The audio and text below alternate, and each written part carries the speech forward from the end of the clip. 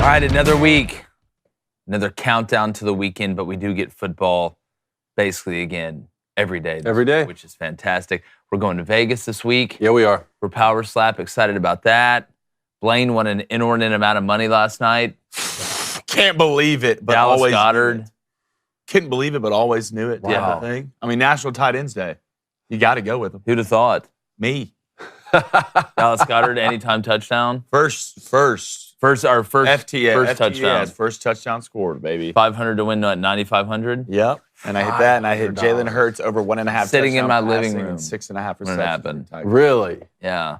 Racked in 13 Couldn't believe it. last night. Well, I was like, I couldn't tell if it was Dallas Goddard down at the bottom or not that was lined up. That too looked the same. Yeah, and so they threw him the now screen on the outside, and that's when you saw those 88s, whatever, and just out the gate. Well, I had Tyreek Hill as well, and he scored that first touchdown. And they called it back because of holding, which I was upset about as well because I'd have won $1,000 anyway. So you had Goddard for who'd you have first? I had Tyreek and Goddard.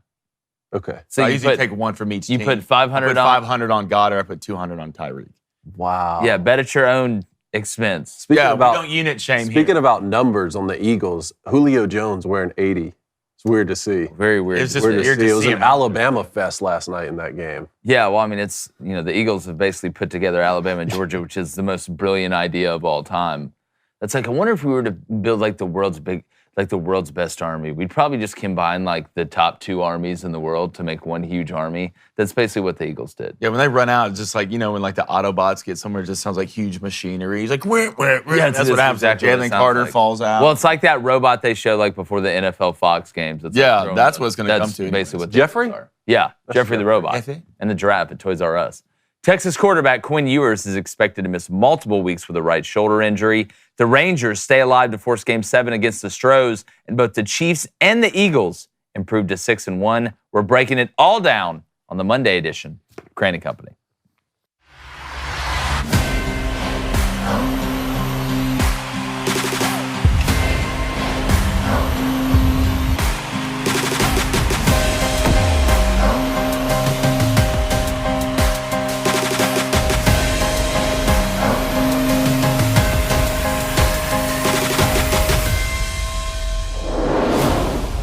Now, we have consistently said when it comes to power rankings on this show each week that we're not going to punish a team for losing.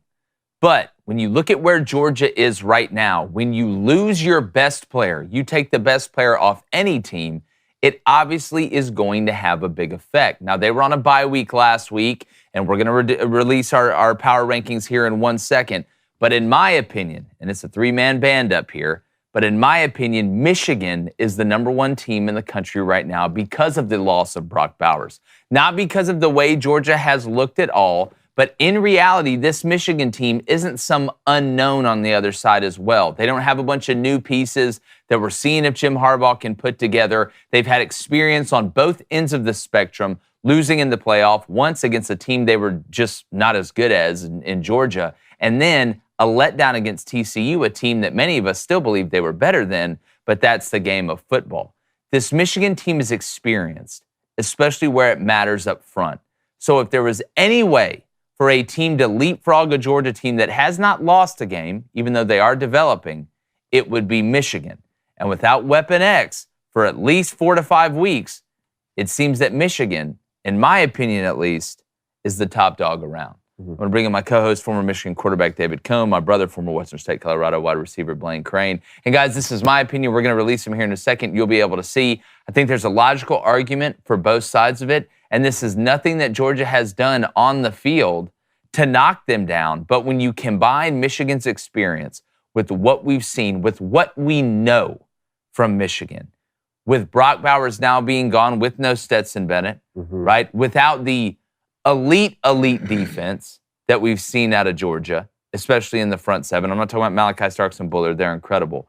But I think there is definitely an avenue to look and say, even though Michigan may not have played the toughest schedule, Georgia hasn't either, that right now, the Wolverines are the number one team in the country. They really do look good. I think when you look at this Michigan team, they do look like the most complete and balanced football team in the country. The fact they're not number one, I think, is twofold for me. One, like you talked about, the strength of schedule is just not there. If they played the same schedule that Florida State has played right now, or even like a Notre Dame, I think we would probably see Michigan at number one. Now, you talked about, well, Georgia hasn't played that tough of a schedule either, which brings me to the second point, which I don't think, which is the reason we haven't seen Michigan jump them, which is to be the man, you have to beat the man narrative. I saw our buddy Barrett Sallee from CBS Sports talk about this yesterday. And he was talking about how this, to be the man, you have to beat the man narrative is ridiculous in college football. I don't think it's that ridiculous. Now, just because a team won the championship the previous year doesn't mean that they're the best team in the country moving forward. But Georgia's back-to-back national champions. We've seen Kirby Smart be able to have a team improve each week throughout the season. I think that is factoring into this decision here, even though it's a completely different team and half the defense from that team is, like you said, on the Philadelphia Eagles now. But the biggest thing is it doesn't really matter, right? We're entering week 9. It's, put whoever you want at number one, because we're going to see this play out. Michigan has big games down the stretch. They have to go to Happy Valley. That's probably going to be a night game, whiteout. Like, they're going to have their hands full with that. They're going to host their biggest rival at the end of the season on Thanksgiving. They've beaten Ohio back-to-back seasons. Georgia's still going to have their biggest rivalry game with Florida this week coming up. Like you said, the best player on their team is out now multiple weeks. So every team is going to have their hands full down the stretch, and I promise you it'll work itself out. Blaine, is there an avenue where you could see maybe, even Ohio State possibly being number one? I don't think you could put them over Michigan with what Michigan's bringing back and being able to play Ohio State at home.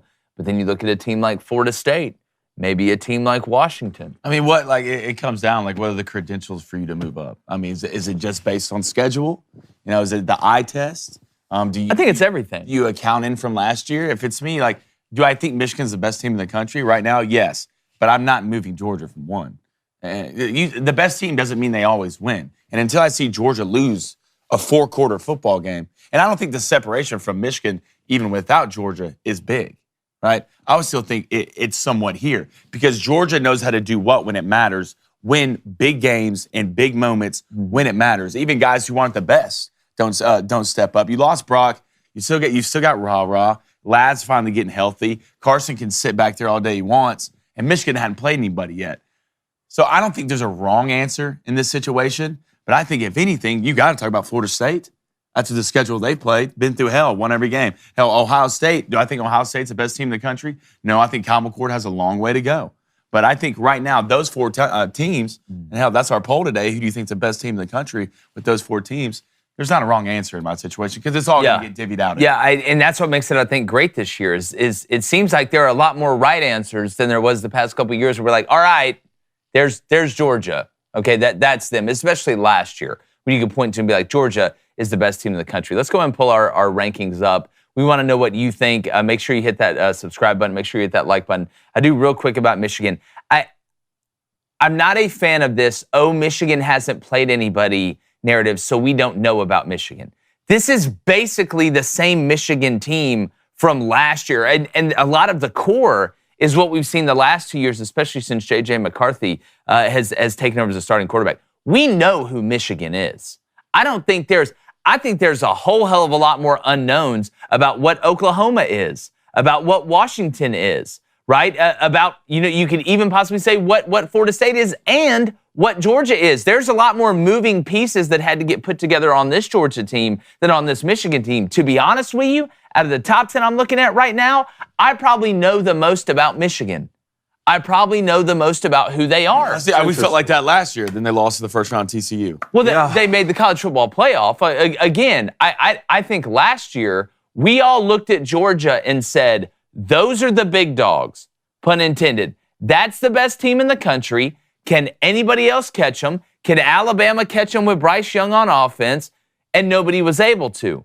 This year, with all the moving pieces that Georgia has, there's still some more unknowns on Georgia now than there is on Michigan with what they replaced. I don't think that's a crazy take at all. What do we not know about Michigan? What is the biggest question about Michigan? I mean, you say that, but when LSU and FSU faced off week 1, like we found out a lot about both of those teams, right? Red River shootout with Texas and Oklahoma. Like if those games didn't exist, we could have still, multiple undefeated teams still in those conferences. And keep in mind, like Michigan should be playing Notre Dame in those first 3 or 4 games every single season. That's how it's always been. So that would have been a great test. Like we would have seen now a Michigan play a really good Notre Dame team, and I think we would know a little bit more from that than them playing Hawaii or whoever was on the schedule earlier in the season.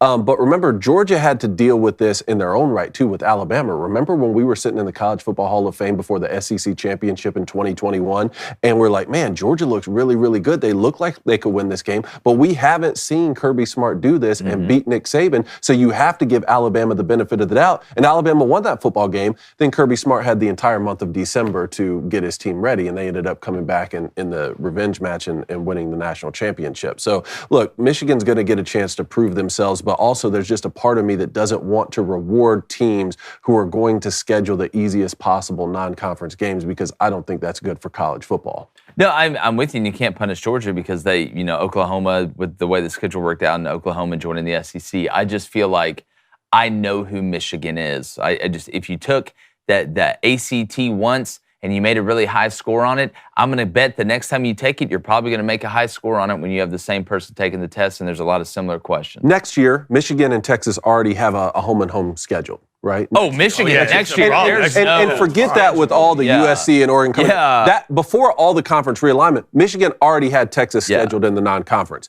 Had we gotten that game, let's just say week 1, I'm not sure when it is next year, but let's just say we had gotten Michigan, Texas week 1 this year, we'd have more information. Can you imagine that schedule for Texas, though? You get Michigan and Bama both in the non-conference. Please put the gun away. Let us go. All right, here's our rankings from 1 to 10. Georgia 1, Michigan 2, Florida State 3, Ohio State 4, Oklahoma 5, Washington 6, Texas 7, Oregon 8, Alabama 9, Penn State 10. Guys, at 3, Florida State, we've had them there basically the whole, even preseason. We've had them top 5, top 3, and top 4. Had LSU right there with them. LSU, obviously a bye week this week with Alabama. Then they go to Bama in 2 weeks. That's going to be a hell of a showdown. Then Ohio State, the big win at home over Penn State. We're going to get into that and right and wrong. Oklahoma survives. Sometimes you just have to survive. I guarantee you ask any North Carolina fan right now, they would much rather have been able to survive Virginia and not and just look mediocre, but still find a way to win. I thought Oklahoma, sometimes, again, you're going to win close ones, but a win's a win. And then Washington, obviously beating Oregon at home. They're at 6. Texas, we're going to get into Quinn Ewers being hurt now. Malik Murphy in there. You got Arch Manning waiting in the wings at 7. Oregon at 8. Handled business against Washington State. Wasn't pretty early. They were able to find a way. Alabama beats Tennessee. Game went somewhat similar to how we thought. I thought Joe Milton actually played better than what we prognosticated. Then Penn State at 10. Tough loss at Ohio State. That game went about exactly as how we said it was going to go. But you still got life. That's what happens when you play in the Big Ten East. You get to host Michigan. You can put yourself right back in the picture. So, I mean, outside of that, is there any teams, guys, that we looked at Ole Miss. Ole Miss lost at Bama. Who are you going to put them over? You going to put Ole Miss over Oregon? They lost on the road at Washington. Can't do that. Texas beat Bama. Bama beat Ole Miss. Penn State's only lost at Ohio State. I mean, past that, Oregon State, not yet. Utah with the huge win against USC. You could make an argument there for Utah a little bit. It's just until look, is Cam coming back at this point? No, I don't know. He's not. Are they going to medical him? No, I don't think he's coming back. You got one loss. God, if you're ever going to come back, Cam, now's the time. Now's the time. Missouri's 7-1. We still have life. The thing about me is, to me, all 10 of these teams up here are gettable. No, yeah. Well, I think all 10 of these teams could win it. All 10 of these teams, the 2 best teams might be 8 and 9 on this list. I mean, it's as wide open as it's ever been, which is fantastic. Site. I feel comfortable any Oregon and Alabama playing any of those top 5 teams on a neutral site. Imagine this 12-team playoff. This is only with 10. Oh, I wish. Imagine this, and then you throw in maybe an LSU or an Ole Miss or an Oregon State or a Utah, hell, Missouri. Right? It's getting weird in the ACC now. Yeah. North Carolina lost that game. Now North Carolina and Louisville both have 1 loss. Duke, I know Riley Leonard's beat up. They got 2 losses, but only one of those losses in the ACC. It's going to get real weird here down the stretch. But speaking of the stretch, get to Booster Club in 1 second. Guys, we know the NFL's ripping and roaring. College football's ripping and roaring. College basketball just released their preseason top 25, and the NBA is back. The wait is over, and DraftKings Sportsbook, the official sports betting partner of the NBA, is celebrating with an unbeatable offer. New customers, you can get $200 instantly in bonus bets for throwing $5 on the NBA. Win or lose, it doesn't matter. You'll start the season with an instant dub. Nothing better than an instant dub. Speaking about being a Michigan or Georgia fan, must be nice. And with DraftKings parlays, everyone's got a shot at bigger basketball wins. You can string together multiple bets from the same game or build your parlay across multiple games for a shot at making your payday even sweeter. So whatever you bet, they've got everything. And you know we're betting every day. And you know basketball is more fun when you're in on the action. All sports is. Download the DraftKings Sportsbook app right now. Use our code BOOSTER, BOOSTER, because new customers can score $200 in bonus bets instantly when they bet just $5 on NFL football. Only at DraftKings Sportsbook with code BOOSTER, BOOSTER. Remember, the crown is yours. If you have a gambling problem, call 1-800-GAMBLER. Visit www.1800gambler.net in New York. Call 877-8-HOPE-NY or text HOPE-NY 467-3669. In Connecticut, help's available for problems gambling. Call 888-789-777 or visit cpg.org. Please play responsibly on behalf of the Boot Hill Casino and Resort in Kansas. Licensed partner Golden Nugget. Lake Carlos, 21, age and older, varies by jurisdictions. Void in Ontario. Bonus bets expire 168 hours after issuance. See sportsbook.com, DraftKings, for eligibility, deposit restrictions, and all that stuff. Let's go ahead and get to the Booster Club. All right, let's go to Chase Mills. Been doing it my whole life, baby. Hashtag Ask Crane & Co. So I'm curious, since that's 2 polls I've seen now, why have Texas over Oregon? Well, what big win does Oregon have? You know, Quinn Ewers being hurt, and we're going to dive into that here in a second. But I do feel, and Blaine's right, Texas did go on the road and beat Alabama. They lost to Oklahoma at a neutral site. Oregon, tough loss at Washington on the road. I just think Texas has a bigger win and the same amount of losses. I agree. And there's not too much of a degree of separation to say, well, this team is obviously better than this team, even though that team may have fluked up and had a huge win and this team hadn't had an opportunity. They both had opportunities. One of them won the game on the road. The other one lost the game on the road. And both those games are rivalry games, and both those teams, Texas and Oregon, had the lead there late with a minute or so. Similar. There's some similarities there. Let's go to Sweet Baby Heidi. She says, anyone else think if you can't win your conference championship, you shouldn't be able to play in the national championship? I mean, yeah. Look, I mean, we had this argument in you know, with Bama's won it before without winning the conference. We've seen teams, you know, Ohio State made the playoff last year without winning their conference. To me, if you're going to have a 4 or 5 team playoff, or the amount of teams that make the playoff is the same or even less than the amount of conferences there are, it's very hard for me to have an argument that the conference champions shouldn't play in the college football playoff. I think there was an argument to be made last year for Kansas State making in the college football playoff over TCU. I really do believe that, with the win in the Big 12 championship. And then you see TCU go on to make the national championship. We know what happened in that game. But yeah, I think there's a logical argument for it. What I like is, you know, I like the 8-team playoff where you have your conference champions automatically in there, and then you have your 3 at-larges if it's still Power 5. Now, if we end up going to a Power 4 conference, we'll see what happens with the Pac-12. You know, who knows how it's going to end up with a 12-team playoff. You ain't going to worry about that.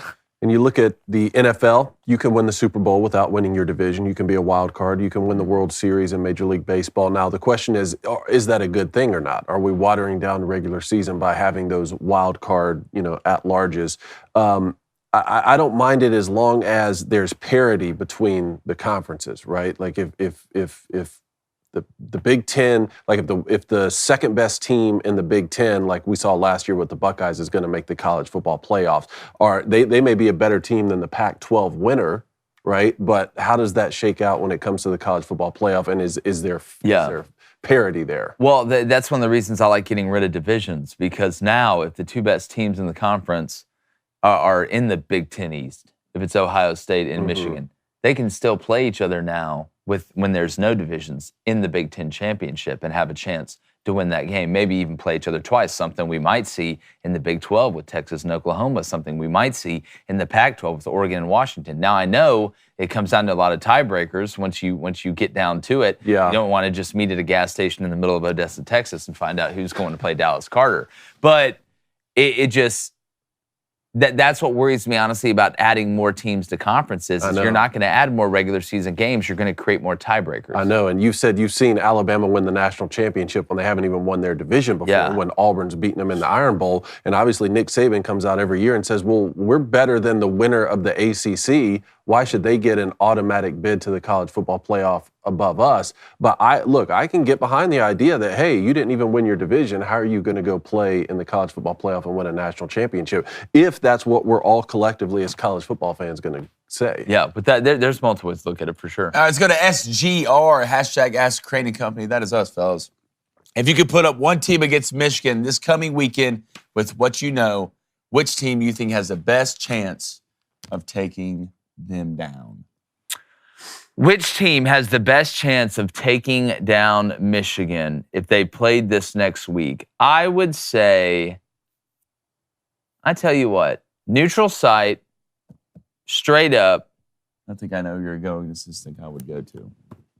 And Brock Bowers is injured. Brock Bowers is go injured. Florida State. I would say Florida State. I'm going to go Oklahoma. Interesting. I think that style, I think could get to Michigan a little bit. That warp drive offense with Dylan Gabriel. I think that matchup would cause Michigan problems. I think Oregon could too, but I'd probably go for Florida State. Yeah, I mean, Florida. I don't think Florida State's wrong. I mean, Ohio State, they're going to play each other. We know that. Washington offensively, could they do some things against Michigan? I believe so. It'd be really interesting to watch that defense against that run game. Kind of knowing what we know now, but man, Oklahoma, for some reason, that matchup just, that style. And I think Brent Venables in that defense could be physical enough to stop Michigan a little bit. Let's go to Porter Osborne. He says, if you want to be the man, you got to beat the man.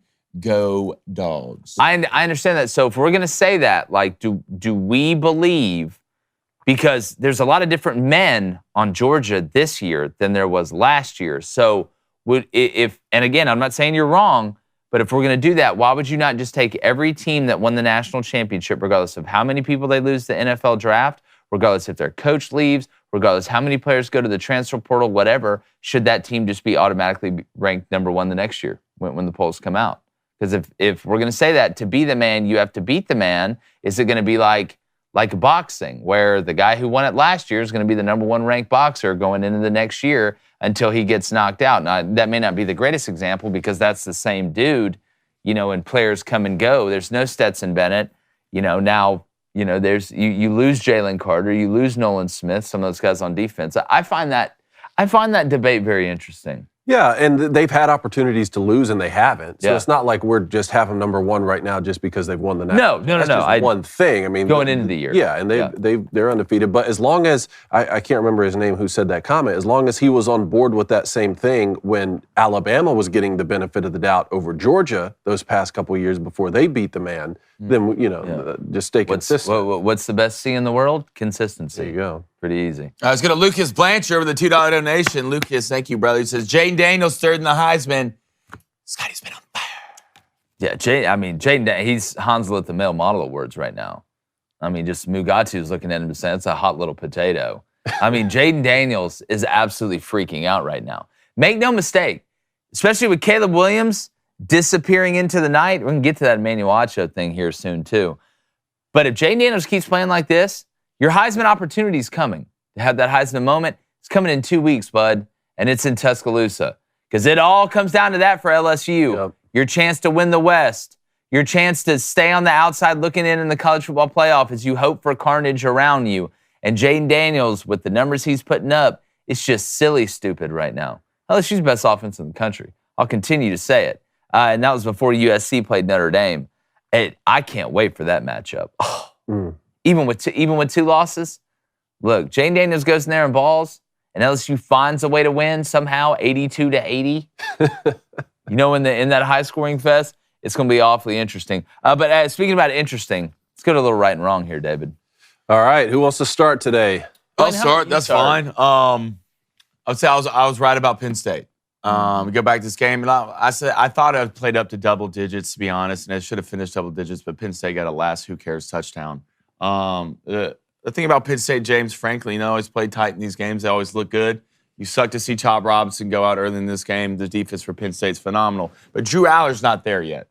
Right? He's not there yet to beat a team like Ohio State. The future looks bright. I thought Drew Aller would make a couple mistakes. I don't know if he threw the ball into the type of situations where he can make mistakes because they really didn't try to grab anything serious down the field. So my right for this weekend was Ohio State beating the better football team, that defense showing up, and you see why. All right, and hell, I don't think they threw it to him enough. You see why Marvin Harrison Jr. is going to be a top 2 pick when it comes to the NFL draft. The kid, when you have a guy like that on the field, it changes the entire game. You can double him if you want to. Hell, half the time that's not even going to work. All right? Ohio State's for real. Kyle McCord is getting better. And I'm telling you, this Ohio State mission is going to be a battle of titans. And I am here for every second of it. I will say about Penn State, and like you said, we nailed this one on the head. It wasn't for a lack of trying with Drew Aller. He threw the ball 42 times. Penn State did. Now, the problem was they only completed 18 of them. Okay? It seemed to me that while Penn State didn't take a ton of shots down the field, they took some. They tried to pitch backwards a little bit early in that game, throwing simple routes. I mean, literally, Urban Meyer was making fun of each team at halftime by the amount of slants they threw on early downs or how much quick game, trying to supplement the pass game because each team was trying to take the runaway. But it seemed like to me, and this is the point I was trying to make, the weeks leading up to this game with Penn State, is that a lot of people were like, oh, well, they're just holding back the passing game for a big, they haven't needed it, right? And in one vein, that's a very smart play. That's an astute observation saying, all right, you got a really good defense, we got a good run game, which means play action's good. We don't have to go and put our new quarterback into harm's way. But you develop in-game chemistry in the game. It's one thing to do it at practice, but you need actual live reps. What we always talk about practice, you're trying to simulate the game as much as possible. You'll never get exactly there. You'll never be perfect with it, but that in-game chemistry is a big deal. Some guys show up during the game, some guys show up during practice, vice versa. Some guys show up during both, some guys show up during neither. But it seemed like Drew Aller and them, he was sped up. Yeah. It seemed like everything was forced. It seemed like the timing was off, whether it was in the quick game, the intermediate game, or the vertical game, and he could never get into a rhythm. Even some of the passes they hit, they felt like big plays, weren't really big plays. They just completed the damn pass. You're 1 for 16 on third down. You're 1 for 6. Your average yards for completions was 4. It felt forced, right? It felt like, hey, you're trying to do too much on the first couple dates. How about y'all just get to know each other first, weirdo? But when I look at Drew Aller, this isn't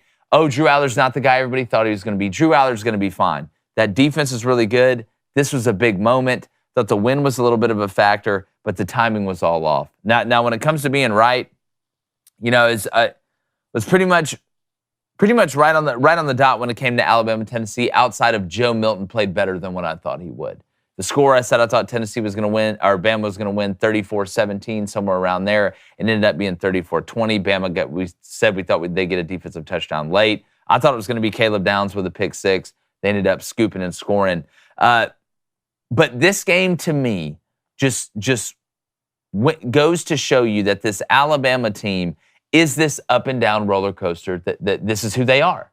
This is who they are. I don't think, even coming down the stretch, that Alabama, and if they get into the college football playoff, they get in the SEC championship game, I don't think you're going to see Alabama just play completely clean throughout a whole game in a big game. And typically, they're upside down early. I'd rather be upside down early than upside down late when it comes to the scoreboard. But that Bama team, they ride the wave. They're able to bounce back from adversity. Eventually, even if it doesn't go great early, which it didn't. I mean, Tennessee almost went up 17-0.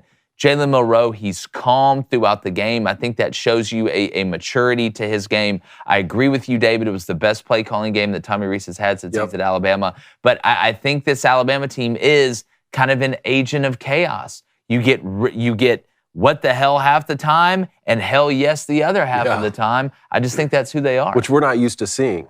No. We're just not used to seeing Steady. that from an Alabama team. And, you know, the murder ball. got strip-sacked himself. You know, that one was probably his fault, even though I don't know exactly what the protection was. The interception in the end zone, I don't think, you know, you can't really put that one on Jalen Milroe. But they're going to need this sort of play calling down the stretch, right? Like, you're going to need the speed sweeps. You're going to need to get that screen game going, open up the runs so that Jalen Milroe can take these deep shots, which he does throw a great deep ball. Joe Milton came out and played well, and Tennessee was just more physical in that first quarter, just far more physical, and it showed with the score being 13-0 there early.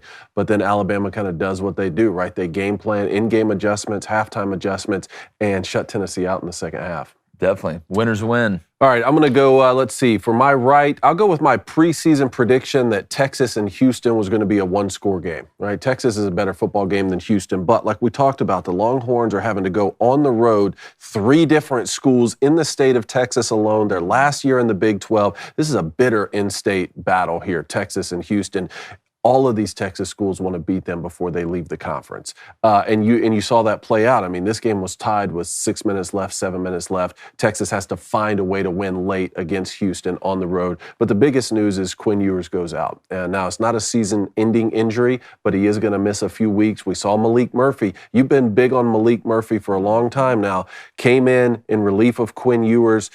One, what's this going to mean over the next few weeks? They play a 5-2 BYU team. They get them at home. They play a 5-2 Kansas State team. They do get them at home. How's this going to affect Texas the rest of the season? Because they're very much in the college football playoff hunt. But then also moving forward, we've been talking about Malik Murphy may transfer after this year, make room for the young kid Arch Manning to come in. I mean, if Malik Murphy comes in and plays like we know he's capable of playing, not that he's going to win the starting job over Quinn Ewers this year, does that affect Texas the next couple seasons? Well, look, I do believe deep down that Sark's going to play the best player. If you want to win the job, there's a lot of pressure with what they're paying Arch Manning in NIL. Not saying they're not paying Malik anything. We know how deep Texas's pockets are. But I think with Malik Murphy, it's going to have to be, I'm playing so well, you can't not play me next year. Like you have to give them enough to where it's like, all right, listen, regardless of all the hoopla, because you can see the narrative setting up from a mile away, right? Quinn Ewers goes pro after this year. He's eligible. Arch Manning, the prodigal grandson of the SEC, starting at Texas in their first year in the SEC. I mean, you can just see, Tom Rinaldi's just already telling me the story. Like, I'm already crying right now. But here's the unfortunate part for Texas. You have no more bye weeks. This is where you would love to be able to sneak a bye week in there. Hey, we're off this week, kind of like Alabama and LSU. You mentioned BYU. You do have 2 straight home games, right? BYU and then Kansas State. Kansas State doesn't seem to be what they were last year, even though they beat TCU to sleep this past weekend. Then you go to TCU and to Iowa State. You are better than both those teams. Not saying it's going to be easy. Iowa State's playing better than obviously they were at the beginning of the year. It seems they're taking less gambles than they were. TCU, we know, is not TCU from last year, and then you get Texas Tech at home. I think the goal, almost, not that Brock Bowers and Quinn Ewers are have the exact same injury. They don't. I think Quinn will come back before Brock does. But you can somehow go 4-0 and have that last week Texas Tech at home to get Quinn back in the swing of things, and then go play the Big 12 championship against Oklahoma. I think that's a perfect scenario. I still think Texas finds a way to win these games. I think this is where you're going to see the defense. You're really going to lean on them. But having 2 straight home games right after this injury, it's absolutely massive for Texas. Blaine, this is where you really would like to have a win in the Red River Shootout, so you have that sort of insurance game. Because now there's no room for error. God, and it's just setting up for Arch Manning. It's just setting up from Arch Manning just to come in and just somehow just look amazing. I don't see it. Throw for 3 bills. No. He's out here Omaha. Yeah, nah. They would lose their mind. That's what they want deep down. That's what every Texas fan wants. They want Arch to go out there. Look, Malik's a great player. They don't want to see Malik out there. They want to win games, don't they? Omaha. Forget Omaha. Check. We need to beat Oklahoma. Omaha. Hold on. Look at my last name. Omaha. Every little thing Arch does. No. He could throw a 6-yard slant. Watch him check to the run. He's the greatest. Watch him check to the run. That's what I think's going to. I don't know. Texas will be fine. Hell, they've almost lost the last 3 weeks. They've been 1 touchdown away. Hey, by the way, Houston got kind of screwed on that spot. Yeah. I'm telling you, one thing you've been terrible in football all around. Spotting of footballs. I just don't understand. How are we not past this? Like, how is there not like a laser that connects to another? Like, I know. This is the furthest point the ball went. Here's the laser line. Hell, we already got all type of lines out there. We have that I'm technology, hearing about whole too. communities on the moon, and we can't spot the ball. Yeah. What's on the backside of the moon? Let's be honest. All Yeah. right, my law, I would say, when I was wrong about it, it's North Carolina. I believed. You looked great. Bad loss. Bad loss. We went into a pool. You jumped in and you got out. I didn't know who you were. All that makeup came All off. that makeup came off. North Carolina always does this. I thought they were different this year. I guess that's what I get for believing somebody would actually change in life, and they didn't. So I was wrong about that. And the Dolphins. The Dolphins can't beat a team who's worth a shit. They can't. Well, look, you're at least you're keeping it together. My wrong was USC and Utah. I'm going to give my hats off to Bryson Barnes because it's funny. I was wrong in the point of I had USC being able to just score too much with a deficient Utah team. But then going back and looking at my monologue about how Lincoln Riley will never win a national championship was right in that vein for the exact reason.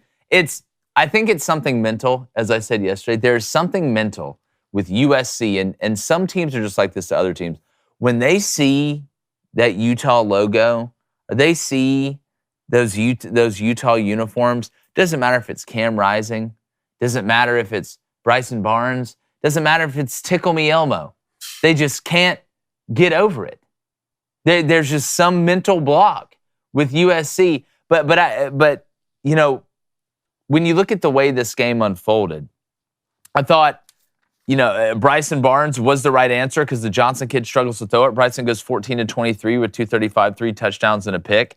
Jaquin Jackson goes for 117 yards on 26 carries.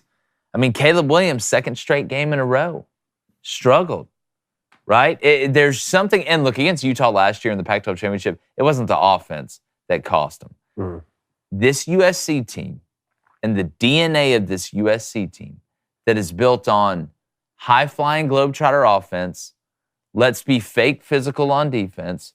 I'm just so sick of seeing this same movie and people telling me it's a different ending. There's no alternate ending in this Lincoln Riley, Alex Grinch movie. It's the same movie. It's like Fast and the Furious. It's the same movie. People driving fast cars, running away from the cops. It's about family, right? It's the same movie. It's Transformers. They saved the world. Next movie, oh no, there's another tragedy coming. Somehow they find each other and connect, whether it's Shia LaBeouf or Mark Wahlberg. It doesn't matter. It's the same movie. At what point are people going to get off this? Like RJ Young, these other people that just sit here and gas up USC every single year, or wherever Lincoln Riley is with Alex Grinch. Stop telling me I'm not looking at something I know what I'm looking at. It's the exact same thing. So I was wrong about USC beating Utah, but deep down, I was right about who USC really is. And I don't know if they can change it unless he gets rid of Alex Grinch. But apparently Alex Grinch has pictures of somebody, letters from somebody, information on somebody, because at no point have they moved on from it. And USC is trash on defense once again. And now people are talking about Caleb Williams needs to forego the rest of the season, like Emmanuel Acho over here trying to ruin the sport. Right, ruin the sport, saying Caleb Williams, oh, you're out of the playoff now. Oh, well, your team, you're out of the Heisman now, so you just shouldn't play. This is a team sport, man. And I hope you were doing that for clickbait, Emmanuel. I really, really hope that, because deep down, you played, you're a hell of a player, you know how it is in that locker room, and if you think that's the case, then shame on you, dog. You've jumped the shark, not the rest of us. Would it really surprise anybody with what we've been hearing about, Caleb Williams wants equity in the NFL team that drafts him, and he doesn't want to go to a bad team, only a good team, which good teams don't draft number 1 overall, which is where Caleb Williams is projected to go. Would it surprise you if he sat out the year? It would. Yeah, this is where that NIL money comes in. Like what contractually? But there is none. You can that's just bail. The problem. You can just bail. That's bail on the season. Well, then you're getting NIL money pulled. Maybe in a crazy world, if this were to happen, if Caleb Williams were to say, you know what, we're out of it. I'm sitting out, even though they're not out of the Pac-12 championship race. It's one Pac-12 loss. Notre Dame is obviously an independent.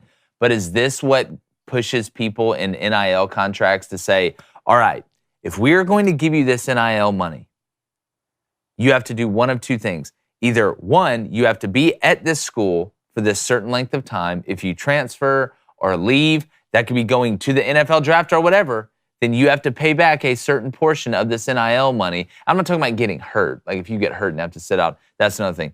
Or number two, if you're here and you choose to sit out due to any unforeseen circumstance that isn't somebody dying in your family or something like that, then you have to pay a certain amount of money back. There's two sides to business. I said this. This is what it took. This is what it took. Well, for us David, to sign a precedent. It's when precedent. There's billions right? of dollars, it's and we precedent. got 18 to 22-year-old kids before we sign a contract. It's precedent. I wouldn't let somebody mow my lawn without signing something that says. Well, they're letting them. This is the business. They're all over your lawn right now. Maybe I know who you need to tell to get off your lawn. Yeah, for sure. But this is why I said that the slippery slope would lead to this when kids starting opting out of bowl games, right? But when we see, hey, I'm not going to play this bowl game because I got too much on the line in 2 months when the NFL draft comes up, and the argument, which is, I've always said it's a fair one, which is, no, look, I have to make a business decision for myself and my family. I'm about to get drafted. What good can I do by going out and playing in the Meineke Car Care Bowl when our shots of winning the national championship are out of the way?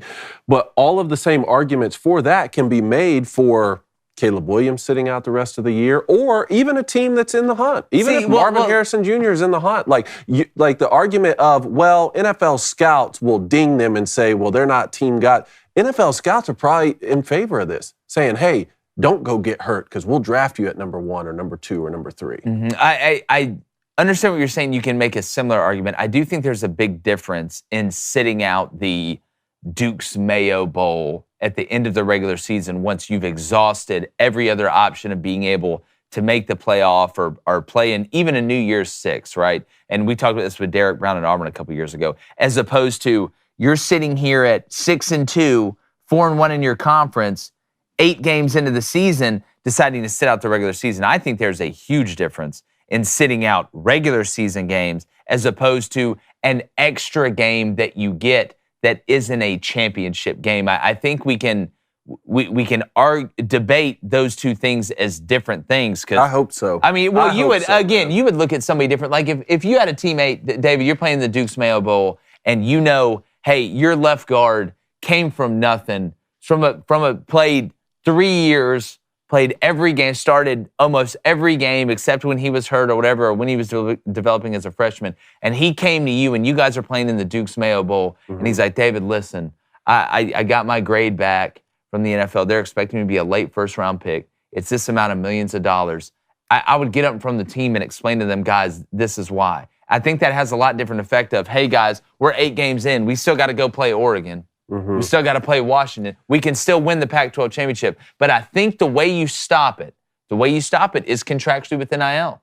I mean, it's got to be, right? Or us with the Overton window of the public perception. Like if Caleb Williams does this or any other player does this, for us to ridicule them and mock them and say like, no, this is not acceptable. You're not a team guy. Ball players play ball. I want the Matt Corral types, not the. Do you think that works though? Do you think Caleb Williams gives a damn what I? Not unless it's everyone. See, if only I do it and I get called the get off my lawn guy and I get told to shut up because there's a lot of, there's like. What my point is, the same exact statements can be made for the Duke's Mayo Bowl as can be made for sitting out the entire season. Or go a step further, what Maurice Clarett tried to do. Maurice Clarett tried to just play his freshman year and go pro right after that. What level of quitting? He tried. So how many people are there that say that? Like, is it a universal backlash, or is it just a couple people like me who say, nah, just, be quiet? I think it'll be just about how everything is in society. It'll be 50-50.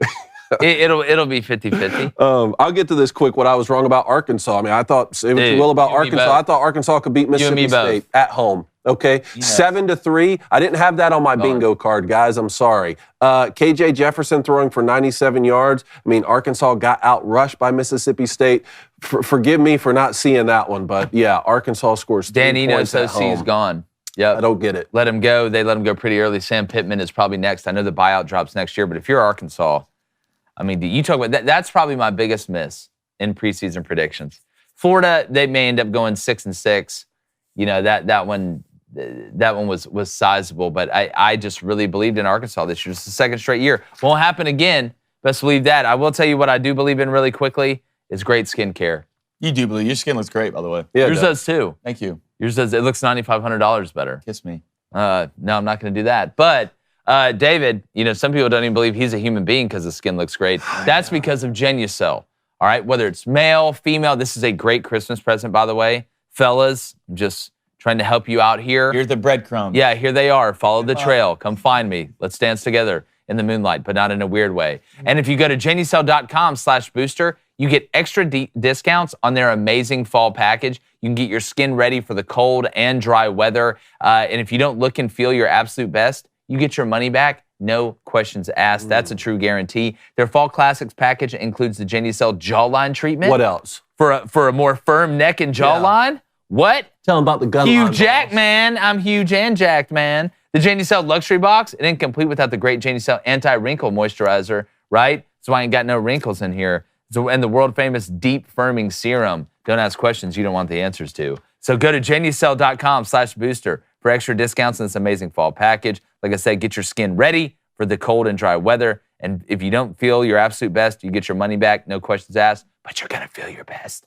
That's genucel.com/booster, genucel.com/booster. Positives of using Genucel: you have smoother skin, your wife gives you compliments. The negative sides are you get called an alien on Twitter. People don't think you're human. It's something I live with. Look, I've still got my. Look like you're from that planet where Superman comes from. That's Thank you do look like you have powers. Thank you, Genucel. Like that's a great compliment. Like you're super strong. It's not like he's saying you look like you're from Planet Hideous. Yeah. Or something. Boy, Planet Hideous. It's bad. What if you're the prettiest person on planet? That's Gorlock, the Destroyer. Yeah. It was on that podcast. That's the best thing. That's how she got out. That's how she got out. Or I get in trouble. Yeah, Blaine got broke over because of my sticks. All right, let's get we got the lines are opening up in like 3 minutes, or they're open right now. 1-855-236-3228. Make sure you give us a call quickly. Let's go to Blind Squirrel Sports. He says, look, I hate to see anyone get fired. But Sam Pittman, you're always welcome in Athens. Come on down. Look, I think Sam Pittman's done after this. Come on down. I think he's done. I think he's gonna it's gonna turn into a Billy Currington song. And so it's gonna. I was selling turnip greens on the back of the KJ Jefferson. KJ, why to me? Damn, Let's go get the hell out of here. Let's go to Dakota Blackburn. Man, I'm really hoping you're getting that checked. He wants to know if Bama gets the SEC championship this year, is it Saban's best coaching job? I saw Feinbaum say this. It's got to be up there, right? Yeah. It's got to be up there, especially with, you said win the SEC championship or just get there? Get there. I think you got to win it to be one of the best. That's how great of a career Nick Saban has had. But that's how. Leave. I'm sick of it. Think about the last 4 guys he's had playing the quarterback position. They're playing each other on Sunday Night Football. Yeah. For God's sakes. Just watch an Alabama commercial. Jalen Monroe to me is not one of those guys. I mean, granted, I didn't think Jalen Hurts would be doing what he's doing in the NFL, but still, if Nick Saban can win the SEC or even get to the SEC championship game with this team, when at the beginning of the year we thought the wheels. I still think Tyler Buckner's the guy. Yeah. How did Jalen Carter get drafted at 9? How did Jalen Carter get drafted at 9? It's incredible. They're like, Like, no, I just don't believe. He got a speeding ticket once. Yeah, no. The Eagles are like, yeah. They're like, please. Let's go to Zoki Andrew. He says, has everyone seen the Western Kentucky helmets hate it. Tomorrow's game? Hate it. Liberty. Hate it. The absolute best. Why do you hate it? Because they have a different helmet for each position group. That's what I don't like about it. Different sticker. Yeah, still a different helmet. We're one team, man. I don't like all this individualism. You can call me the old guy. I love it. I love it. I love it. You don't love it. No. I love what you're saying. Oh, okay, good. I love what you're saying. Thank you. Oh, my God. But if the sticker were all the same, first of all, the sticker, too, it kind of looks like the Blob from Heavyweight. Their mascot. But either way, fair enough. Look, it's the evil Get a new version mascot. of I need to see some Grimace chisel, from all right? I don't need So to. are y'all the type, like, we don't even want our names on the back? No, I do like that. Diversity. That's not what I'm saying. I was thinking that watching Penn State. That's not what I'm saying at all. Boring. That's not what I'm saying at all. I want to wear the same helmet. Like, let's have alternate uniforms, alternate helmets. That's great. I love it, but let's all wear the same thing. But if the logo were the same on this helmet, would you like this helmet? Yes. Because the matte black with the red logo. Oh, it's sick. It's pretty sick. Look, the best helmets, okay, are Western Kentucky's, the matte black with the red, and the Boise State blue with the blue matte with the Bronco fading out of it. Those are the 2 best helmets. I'm sorry, but I want the sticker to be the same. I want to be wearing the same logo sticker, decal, we're not getting into this argument again. If I'm playing safety as I do defensive end, and I'm all for, hey man, let's mix the uniforms up. I'm all for that, but I want us to be wearing the same thing. I'm shocked that a coach, if you've ever been a part of a football team, coach, like, everybody has to wear the same socks. Everybody has to have the same thing, on, basically. To see this, it just, I don't know, just as a team thing, I'm not a huge, it's not like I'm gonna be like, oh, I hope Western Kentucky loses. I'm not that pissed about it. Western Kentucky, we can't have anything, man. No, that's not what I'm saying. Oh, it's we now. Yeah. All right. Look, Coach Finn, what do you know about it? Let's go to Colson Duggins. $5 donation. What's up, Dougie? Who do I blame for the Vols' second half collapse? Vols defense, Josh Heupel, or just Nick Saban? Nick Saban. You got to give credit to Alabama. Football, we always talk about the game plan.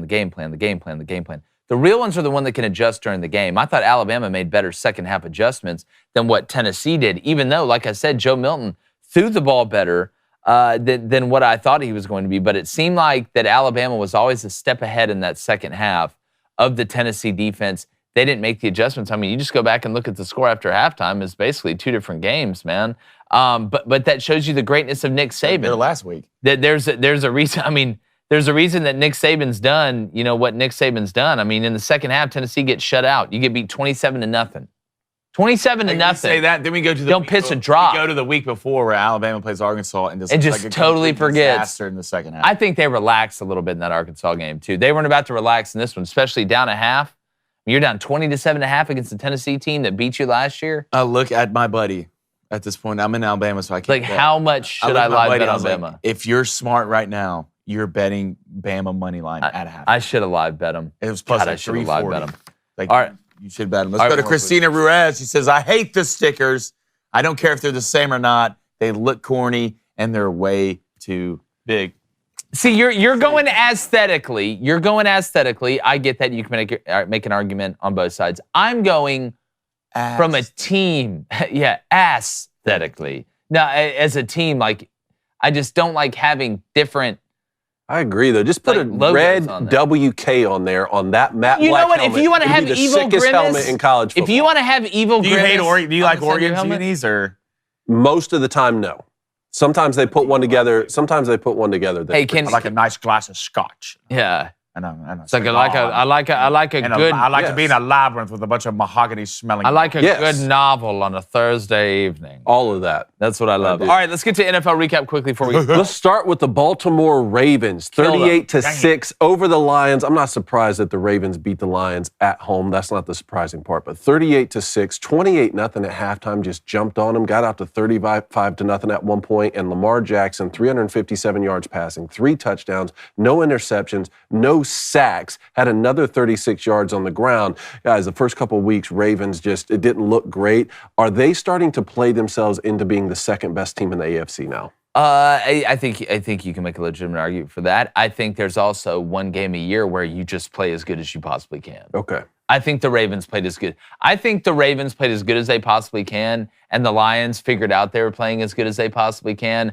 right after that third touchdown and then that turnover. So you think it's a little bit of an anomaly? Well, I think it is a little bit of an anomaly with the way that the Lions played, but also I watched Red Zone. They were obviously having to go to the Ravens game a lot early because the Ravens basically lived in the Red Zone.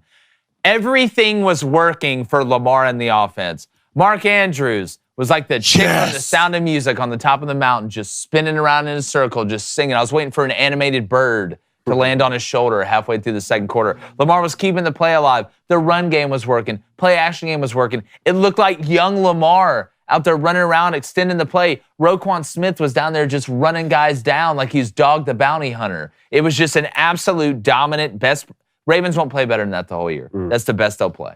There's 2 quarterbacks we've been talking about. Hey, can they stay healthy throughout an entire season now? That's Lamar Jackson, right? Because this team is just different when he's back there doing what he can do. And then Tua with the Dolphins. And I thought the Dolphins had a good chance to go on the road and beat this Philly team that we've seen. You know, they play great sometimes. They don't play great. But at home, Philly they handled Miami. 31-17. Dolphins really couldn't get anything going.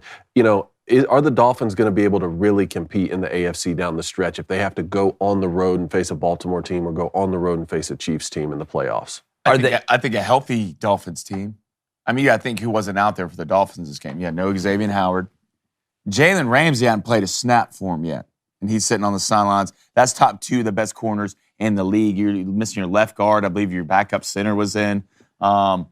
But I think a fully healthy Miami team can play with anybody in the NFL. I think can and will are 2 different things. Miami is talented enough that they can beat the Eagles, but they had a couple problems. One, you mentioned the guys that were out. Jalen Waddle went out during the game. That's a big piece. And 2, the Eagles are coming off a loss. Those are the 2 that you would much rather have had the Eagles just beat the Jets down the week before, win the game, come in on their high horse, and be able to knock them off at home.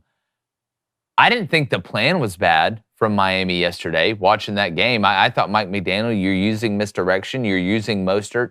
The question always for the Dolphins to me is not offensively. Everybody talks about the offense. I'm not worried about the offense.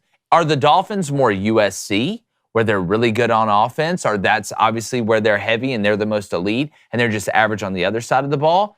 I don't think so. I think Miami's a more complete team than that. I think they went on the road. They were beat up. They played an Eagles team that was coming off a loss in Philadelphia that played in the Super Bowl last year, and they got beat by a better team on that night. But I do think the Dolphins can run with the Eagles when it comes And I down. do think once you get Jalen and Xavier Howard back, you can play with a team like the Eagles a lot better because you can do more with your safeties, right? You can spin down a kid. You can spin down another safety in the box, man these guys up and feel great about it. Because, look, Philly wants to run the ball. That's who they are. And if you can stop the run and dictate a lot with these 2 corners, top 3 corners in the league, you have to feel a lot better from a defensive standpoint. All of that's well and good, I think, when they're at home in sunny South Florida, right? I'm just thinking about January. Yeah. I'm thinking about January on the road at Arrowhead. You know, January on the road if you have to go play a healthy Lamar Jackson. Like, that's where I'm starting to ask a lot of questions about, because defense is what travels late in the season, right? Does Miami have that kind of defense? We're heading to I'm just telling you right now, like, all this is fun. Like, we're going to have a great time covering it, but we know what we're heading for. You're thinking Chiefs? I want to put it like a $100 future right now just on the Chiefs, the way that I've been seeing this Like, play it's out. going to be Chiefs-Eagles again. Well, let's go to the Chiefs then. 31-17 over the Chargers at home. Taylor Swift in attendance again. Travis Kelce's out here breaking his own records. Patrick Mahomes is breaking his own records against a defense which is the highest paid defense in the league, and Brandon Staley's a defensive coach.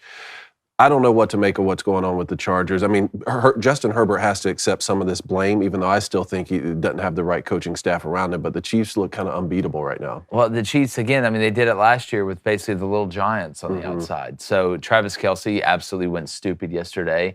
The run game is you're starting to see the run game get going, and Patrick Mahomes is a witch of the highest order. When it comes to the Chargers, I think Staley's out. I do think they made a great point in the broadcast yesterday. It seems like Herbert's missing a lot of passes in the red zone. Yeah. He's missed Keenan Allen last night off a stop and go, which was a perfect call. I know he's got a hurt finger. Herbert's an incredible player. He's a top 6, top 7 quarterback in the league, in my opinion. But he's got to play better. Yeah. But the Chiefs right now, I mean, they just seem inevitable. They just seem inevitable. They're just going to run around. It's just, like, Taylor Swift's just making me hate the Chiefs. Well, Really? I don't even want Travis to talk Kelce. about Taylor Swift. I don't Like, even want to it's talk all about it I is. could care less. It's all it is. Like, I just want to watch football. That's all I want to do. The more I watch this, just makes me miss Rob Gronkowski. It just makes me miss Rob. Rob's the best tight end ever to play. The best tight end ever to play. There's a difference with Travis Kelce out there finessing around. I don't know, And I watch man. Rob Gronkowski catch the ball and break 3 people's spines. I would rather, running if I have to sit here and watch the combination of Brittany Mahomes and Taylor Swift again, I'm going to lose my mind. I would rather have to fight the Kraken by myself on the Black Pearl than watch this. I think Only one as man that can save us. a quarterback, look, Gotta wake up, dog. Joe Burrow? It's gotta be you, dude. Got to be you. Who's it got to be, I though? don't think it's Joe gonna be Burrow you. and who? Who's Joe Burrow got to link with? What's going to save us? Or does he just link with nobody and be happy That's about it? Joe. That's it. He's the one piece. Just Joe? Talking He's about- engaged. I'm talking about beating the Chiefs. Oh, okay. He's the only one who showed us Yeah. he can beat the Chiefs He when pulled it the matters. sword out of the stone. Joey Bird, Joey French, John Stone this thing. Man, Rashee Rice also at receiver. Dude, surprise. Watched him at SMU last year. Man, good. Really good. Another nice little piece. And from a quarterback perspective on the Rob Gronkowski or Travis Kelce debate, I'd like to have Travis Kelce. The way he breaks off these option routes, it's like he always finds a way to get himself open. Yeah. Well, it's like we always talk about these new players that Patrick Mahomes has that like comes out of nowhere. Like, would it just surprise you if they're like, hey guys, guess what? Peter Dinklage playing for the Chiefs had 200 receiving yards yesterday because Patrick Mahomes found a way to get him the ball. Two more here real quick. Steelers, nice road win over the Rams. Dude, been talking about the Steelers me. team. Are they the type of team that can really have the DNA to go on the road, win games? It's looked ugly at times. So inconsistent. Kenny Pickett, look, I don't think this is a Hall of Fame type quarterback the way you had with Big Ben Roethlisberger, but he plays with a lot of confidence, which you have to if you're going to play for this Mike Tomlin Steelers team. Go on the road. They beat a Rams team, which they talk about it being in rebuild, but they have a lot of weapons. Not a lot of depth, but great pieces. Cooper Kupp's back. I will say, who are you taking right now? TJ Watt or Myles Garrett? Myles Garrett, just because he's an absolute freak, but I love them both. Dude, I love TJ them Watt both. made a play dropping in coverage yesterday.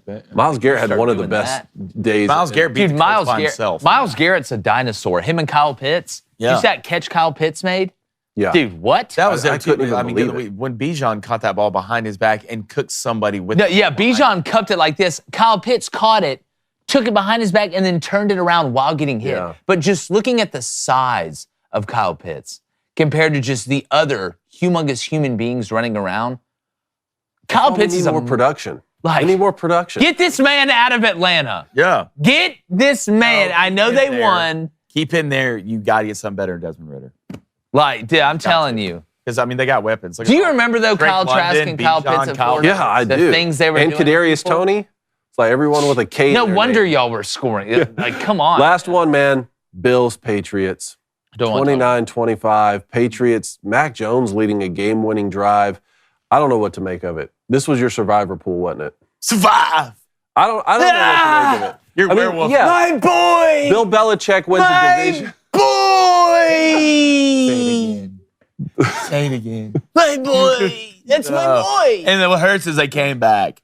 Look, Bill Belichick winning a division Don't even game bring at it home up. is not the surprising part, but they have looked so bad.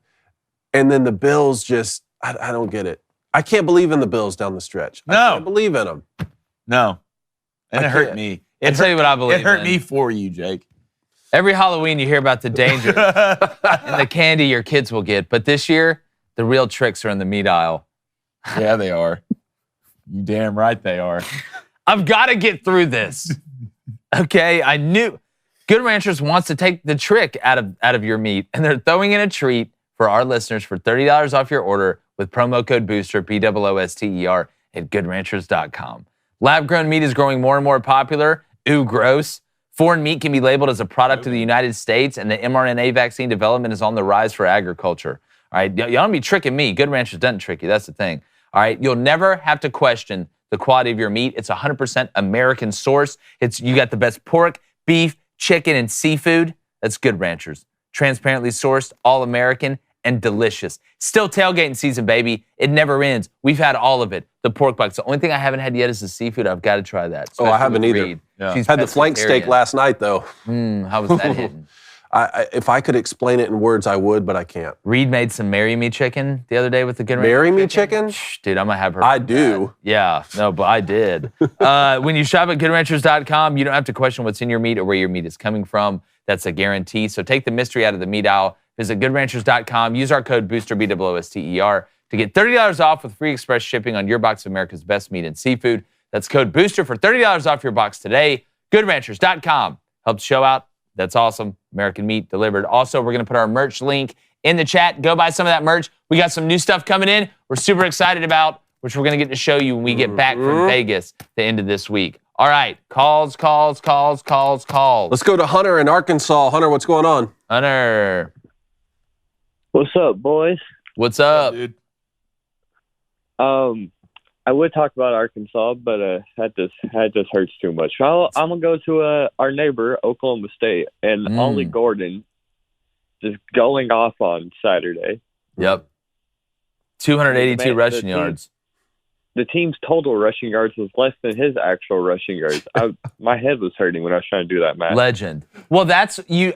So in college, I want to make sure I'm right here. In the NFL, they count sacks as team yardage losses, right? Not as an individual, right? So Josh Allen didn't rush for minus 17 if he got sacked 6 times. It's just what his rush yards. In college, It said team on the because I pulled the box score. It said in college team they do minus this, 5. They don't do it the same though, like because I've seen like quarterback sack. Oh, he had minus 20 yards rushing. Like it said Drew Aller like had team minus 5, one player minus 4, another player had like 10 yards for 281 yards rushing for the team, but then Ollie Gordon had 282. Yes. Gravity of Why in the time. parentheses? That's what the box score How did said. I end up in Bangkok? No, it's It's a great question. Hey, Oklahoma State, has there been a bigger turnaround like of a team? You remember first 3 weeks we're like, listen, I only know 3 things. 1, the Ukraine-Russia conflict's a problem. Yeah. 2, Alabama's probably going to figure out. And 3, Oklahoma State, it's a disaster. Boy, Oklahoma State really took. Well, that's what happens when you have a man at coach. That's exactly right. 40. Rumor has he's 40. He is 40. He was 40. Appreciate it, Hunter. Thanks. Thank you. All right, let's Hunter. go to Thank you, Tyler. Hunter. All right, quit being so loud. Let's go to Stop screaming, Tyler, yeah. and he's in Florida. Tyler, what's up? Congrats. Morning, fellas. How we doing? Tyler, what's up, bud? Hey, I want to do 2 quick things. One, David, I'm with you on your stance on players sitting out. I got your back. Good. 'Cause I think I got it's your a back. Even wait, I don't so know, even like, the bowl, like disagree even with so. anybody, or- So let me ask you this: I'm 100% with David. I don't want anybody to sit out of a regular season game. But if your son was the number 1 overall pick, okay, and he was playing at, let's just say, Utah, and Utah was playing in the O'Reilly Auto Parts Bowl against who the hell knows? Colorado State, right? No national championship. You already played in the conference championship. Let's say you won your conference. Would you make your son play in that game knowing he's the number 1 pick? I wouldn't make him. I would urge him to. You would urge I him think- to. To play. I'm sorry. I would urge him to play because I think you signed up to play all your games. You didn't sign up to play until you get what you want and then leave. Now, I understand the decision. I don't personally like it. Okay, I can. I understand it as well. Sign up to Maybe- play. Maybe you've only seen $50,000 in the movie. Well, what if so a bowl game Well, like I am that? a teacher, so yes, that is Yeah, There that's you right. go. Well, a bowl game like that is, and again, I'm not talking about conference championship. I'm not even talking about New Year's Six. I'm not talking about college football playoff. That is an extra game. Technically, you have played all the games you signed up to play. I just want to make No, that is true. And I understand it as well. And I didn't play Yeah, baseball my senior year before going to play college football. I mean, a little bit different situation. But so I can understand, where everybody's coming from in this. But yeah. Look, you can't paint your nails and quit on the season. People are going to start asking a lot of questions. Yeah, that That is also true. Very good point. That is Yeah, true. that's Um, also. My second thing is I wanted to say is go Canes. We Dude, wow. showed up and handled business somewhere. With a backup QB. I tell you what, it's like we said in the recap yesterday. I think this says more about how together that locker room is. And I questioned it after the Georgia Tech game. I agree. What would happen against North Carolina when it started going bad? They still fought in that game. They ended up losing. But to come back, face that adversity, not the best Clemson team, but to beat that Clemson team at home, I think it shows you the togetherness of that locker room. It's a great sign for Miami. And I'm glad for Mario Cristobal. As much hell, and he should have gotten hell for not kneeing the ball out. Mm-hmm. I was glad to see that. Yep. I was glad to see that. Appreciate it, I have Tyler. a real quick question about Go that ahead, T. game, real quick. How in the hell was that not a safety? Can y'all explain that to me? Yeah. Go ahead, It Dad. looked like a safety to me, the way that he rocked. It looked like the ball rocked back over the goal line as contact was being made. Forward progress. Is that what they gave His him? momentum Yeah. went into the end zone. Yeah, no, It's- it looked like a safety. It's but almost like they always- air as much as possible to keep the That's ball exactly outside. what I was about to say. It's almost like they just They go out don't of their want to way. call safeties. They don't want to call safeties, so No. they're looking for every opportunity not to call. It really just Well, feels I like can tell that. you why it wasn't. I can tell you why it wasn't because it was ACC officials. They are garbage. I'm sorry. They are horrible. All officials. I think They the need to get officiating's off my been bad line. across the board. Yeah, all the officials are horrible. We get everybody, and we. But you'll never hear about hardest job in the world, right? Oh, yeah. Not being a single mother, not that, not, running the nuclear power plant in Wellington, West Virginia. It's being an official. Hardest job ever. Just give them all the money. Let's give them aid money. They're next, the officials. No accountability either. Absolutely. Oh, you blew it? Love y'all, guys. Y'all Hey, Love you, appreciate Tyler. you. Oh, you Appreciate let it, that Tyler. runaway train with all the chemicals in it blow up next to the city? Oh, believe me, that's stringent. But you missed that holding call? Hey, Oh, as long as you say he's a you're- human being. As long as you say you're sorry, all right? I That's forgive true. you. All right, Michael in Texas. Michael, talk to me. Morning, guys. How are y'all? Michael, what's up, buddy? Morning, Michael. First off, the two best words in all sports: game We 7. won. Oh, tonight. yes. Yes. Game 7. Oh, my yes. God. We're going to get to that. How are you feeling? How are you feeling? Perfect segue. How are you feeling? How are you feeling right now? I'm thinking, and I hope I'm right, this is going to be similar to how the 2019 World Series went, where the Nationals beat Houston.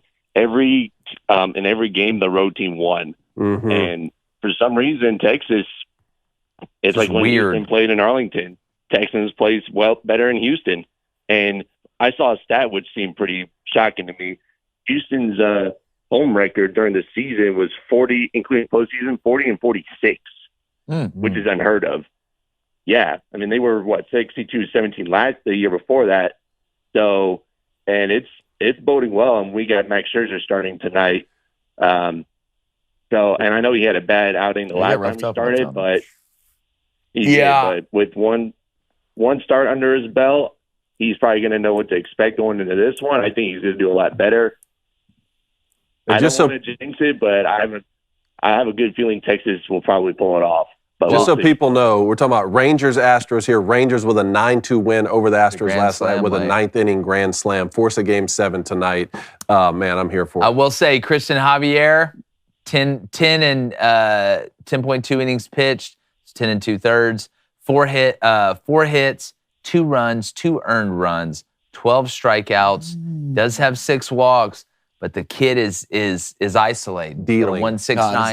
Is it a ladder type of day today? Are you laddering today? To Are be we honest with you, laddering to be honest with today? you, I'm grabbing each rung thinking maybe it's Javier and Aaron.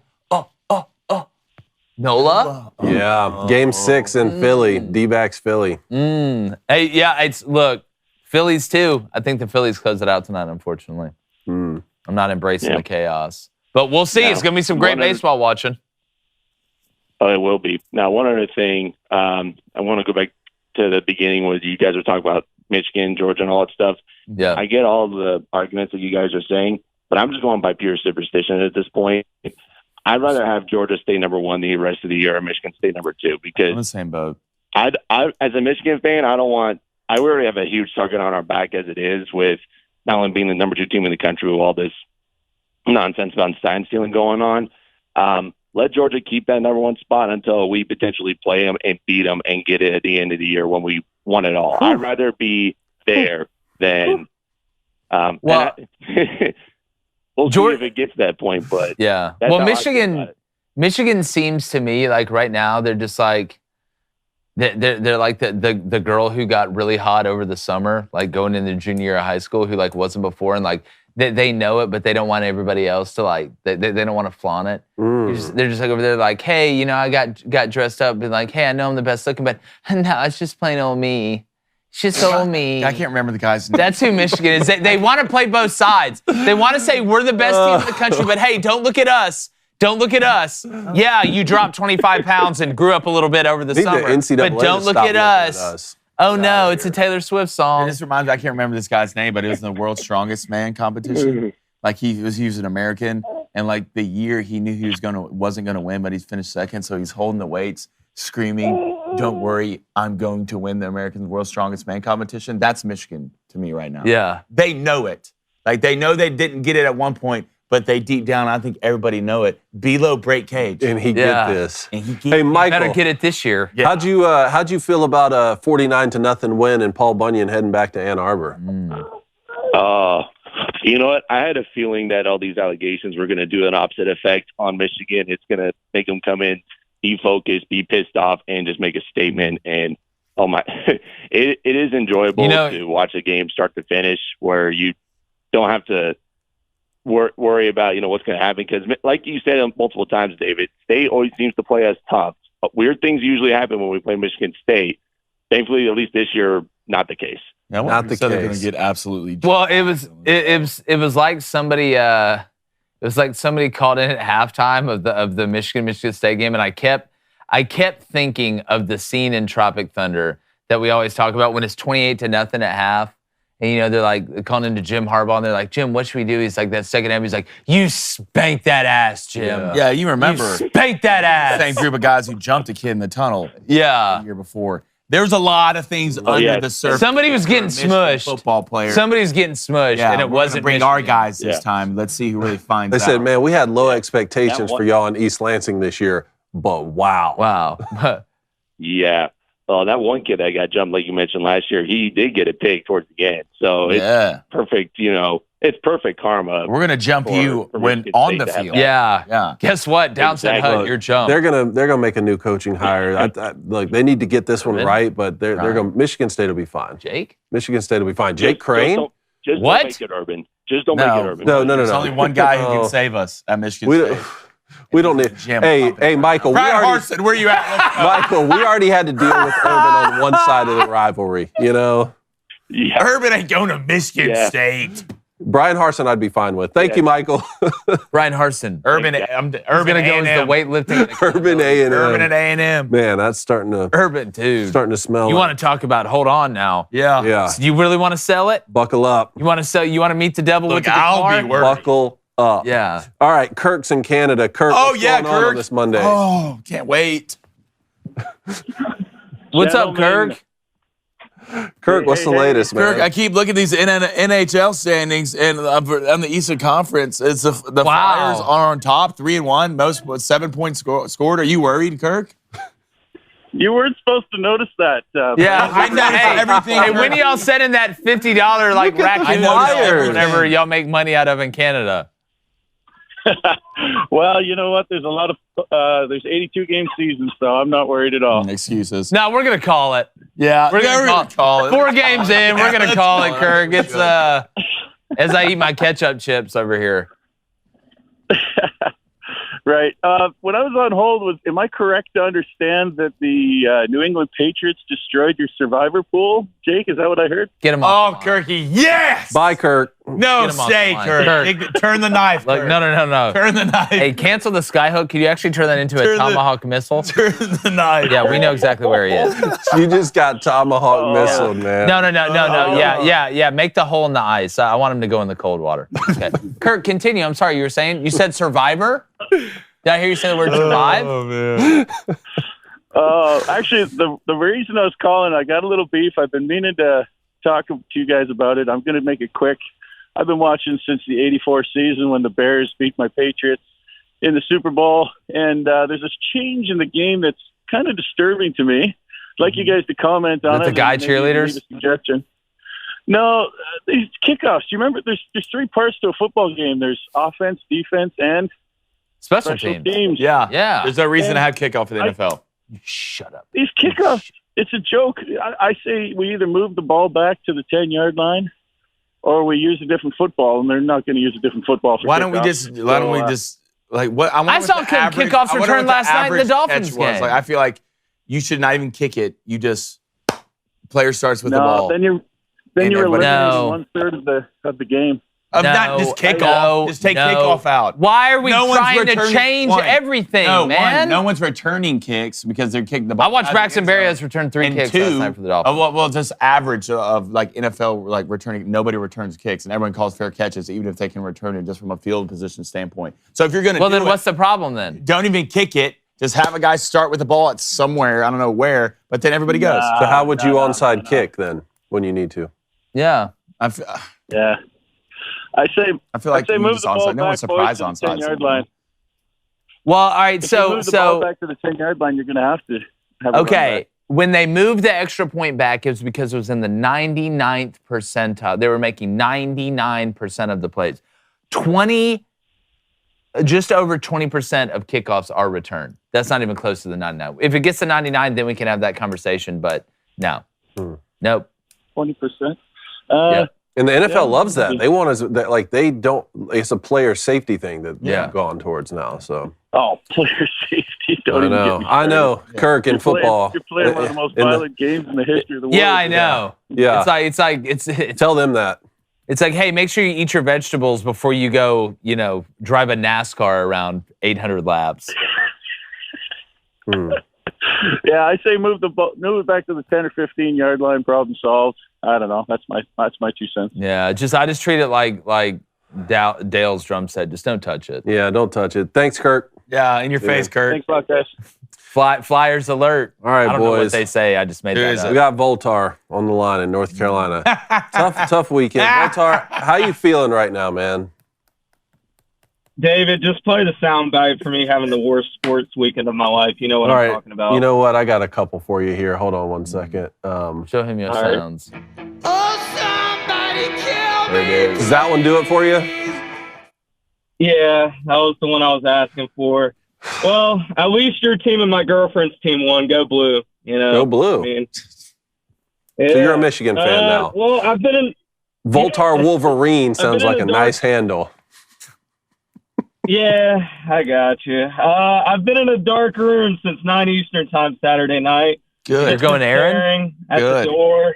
I've been staring at do. the floor, just, singing "Where Are You?" over and over. And just, I'd rather get Tennessee just get beat start to end than give me hope and then piss on me. It's the worst. That's what they did. Voltaire, you know what you sound like? And Tell him. What is you sound like an Auburn fan. Sound exactly buddy. like That's what you sound like. Welcome home. And then UNC blowing it to Virginia. But I'm used to that happening. Yeah. But also, what I'm used to is state fans in the comment section saying they hate they didn't do this upset to us and go Wolfpack. Oh, I got something to say to you. We know we're your Super Bowl, and you blow it in every sports tournament or championship game. Every time you make a little run and you think you have a chance and you don't, y'all have a post that says, "We're so proud of our boys." Why don't you win something? Like, I'm tired of y'all just wanting us to lose. Just proud. Like, I'm tired of it. Yeah. Hey, well, can you, producer Justine, she's a big NC State fan, so what do you think about her? Yeah, what do you think about I think she needs to get off my lawn. Yeah. It's a movement. Yeah. It's a movement. Last little quick thing. Lost $70 in sports betting this weekend. Went 2 for 10 yesterday. Terrible.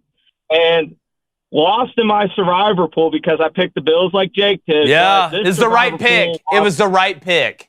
It was. And this loss hurt because I had a chance at winning 2 Super Bowl tickets to go to Vegas. So, just blew it. But yeah, it sounds like you're taking the necessary steps, right? You're sitting in a dark room for Listen to Blink-182. amount of hours. You need to go outside and get mad at things, unnecessary things. Like, go get mad in a line in Publix. Yeah, just get upset. They don't have the right flavor gum. Show those emotions. Yeah. You got to let it out. I've already screamed at a 5-year-old. Good. So, They deserved it. You made that 5-year-old better. Good start. Yeah. Yes. Yeah, exactly. Proud of you, Josh. All right. Thanks, Josh. All right, well, Appreciate thank it, you, man. boys. All right, let's go to Matthew quickly in Arkansas. Matthew, we got 30 seconds here, bud.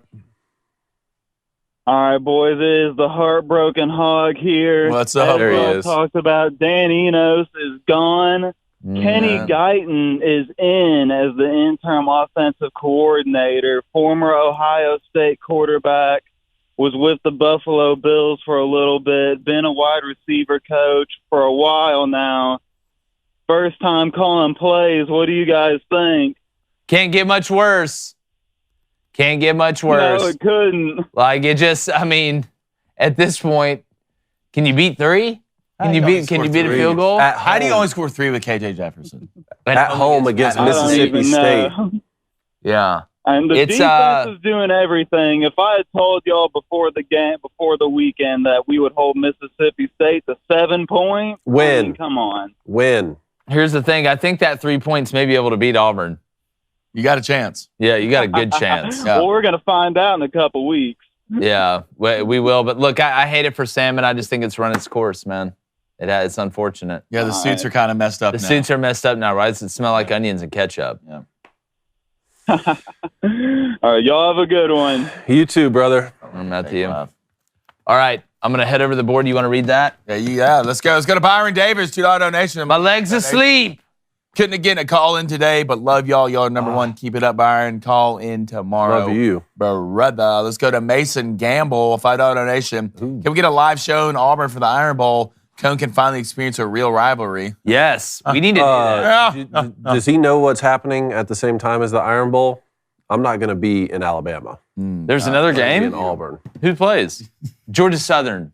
They play Georgia State this Who does week. Georgia actually. Southern play, David? They play Georgia State. Let's go to Kirky Thuggins with a $5 donation. Oh, Kirk Thuggins. ESU's a top 5 defense. Offense is like watching Joe Biden walk upstairs. Who is it? Who has the top 5? Penn State. Penn State's a top 5 defense. Offense is like watching Joe Biden walk upstairs. Yeah. Drew clearly isn't there yet. OC and Franklin, shame on your play calling. Yeah, look, it's like a public school that needs a better science department. Hey, let's get more chem. Let's go to Matt. $7.57 donation. Air Force equals live in fame. Navy equals down in flames.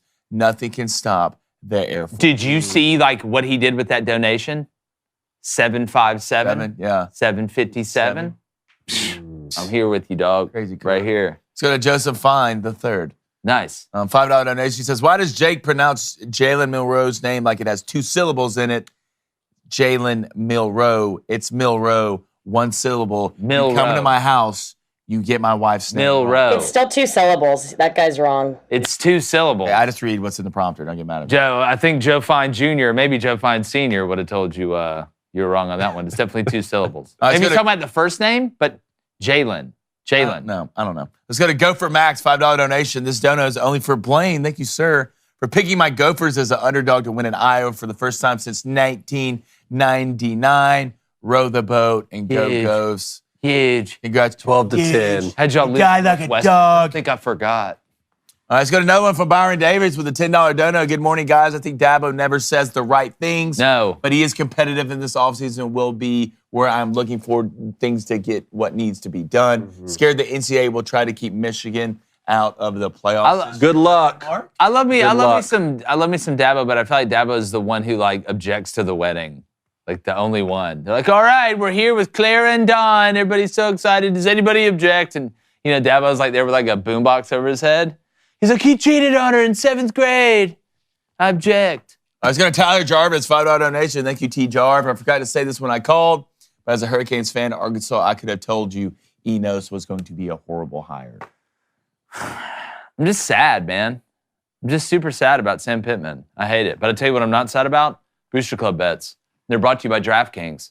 Look, basketball's more fun when you're in on the action. So is everything in life. So download the DraftKings Sportsbook app now. Use our code BOOSTER, BEATIT and new customers can score $200 in bonus bets instantly when they bet just $5 on NFL football, only on DraftKings Sportsbook with code BOOSTER. The crown is yours. I've never swung a hockey stick. Like, nobody's really ever told me how to do that. So if I look really stupid attempting to shoot this hockey thing, that's the only thing without sports. The hockey, you don't need a hockey stick. Just give me a ball, and then we'll find out what's up. Good on that. All right, tonight I'm going baseball. That's right. Astros money line, -125. Home team finally wins. And then NOLA, Aaron, not New Orleans, over 5.5 Ks, a minus a dirty 130. David? All right, 5-1 on Saturday. No one said anything about it. 1-5 yesterday. Everyone on Twitter wants to let me know how bad my picks were. Thanks, Twitter. Tonight, Rangers, my new adopted team. Let's ride with a money line. Game 7. I'm feeling it. Plus 105 on the odds. We're bet-emies tonight, Jake. Oh, no. And then 49ers, TTP, team total points over 24.5, -110. Dallas Goddard, you beautiful, beautiful man. Look, I'm not taking the first down touchdown bet. I'm not giving it to the pub yet. Come back later. Ooh. We'll see what you can find. Wow. Give me the He's keeping 49ers. him under wraps now. Give me the 49ers. That man's keeping him under wraps. Let me 49ers -6.5. It's going off at -118. No Devo for the 49ers, but I just think the Vikings with no JJ is just not the same team, especially going against a 49ers defense like that. And give me the over in San Francisco, Minnesota. I think just the big day of the 49ers. I think they score often. They might be sitting with 21 at halftime. Maybe I think they might score 40 themselves. Okay. You mean like the Colts and the Browns yesterday when I took the under? And That's what happens. Bad teams like that, that's what happens. Like the Browns are disasters. The Browns beat the 49ers, one of the best defenses. I'm watching the Colts here put up 40 points. Took the Colts plus 3.5. Dude, I thought I lost that bet like 2 or 3. God, if you're a Colts fan. I'm talking about angry, man. Yeah, it's tough. Ace, he's going to take Phillies, Diamondbacks, Nerfy minus 120, and the 49ers minus 6.5. All right. Let's get to the poll. Who is the best team in the country? Georgia, Michigan, Florida State, Ohio State. You want the honors? Michigan, 32%. Really? I'm going to go Michigan 33%. Ohio State, 8%. Steve's in there. Florida State, 11%. Okay. Georgia, 26%. Oh. Michigan, 53%. I'm telling you. Damn, Dave, y'all won it. Congrats, man. Okay, what's it like? What's it like? We're proud. David, Mr. Cohn, what's it like? Michigan won the national championship. We already blew Please, it. Mr. Cohn. No, back here, Mr. Cohn. Back here. Thank you. Blew it in the playoffs. Mr. Cohn, up here. NCAA is investigating us. We can't even practice before the game. Yeah, y'all wore too many hats before the game. We appreciate you guys. Make sure you hit that subscribe button, hit that like button. We're back live tomorrow. Really excited about the content we have for the rest of this week. We're heading out to Vegas in the middle of the week as well, so make sure you don't miss any of the Power Slap stuff brought to you by UFC. Some really great stuff. We appreciate y'all, and like the chances of Tennessee winning the SEC East, we're going.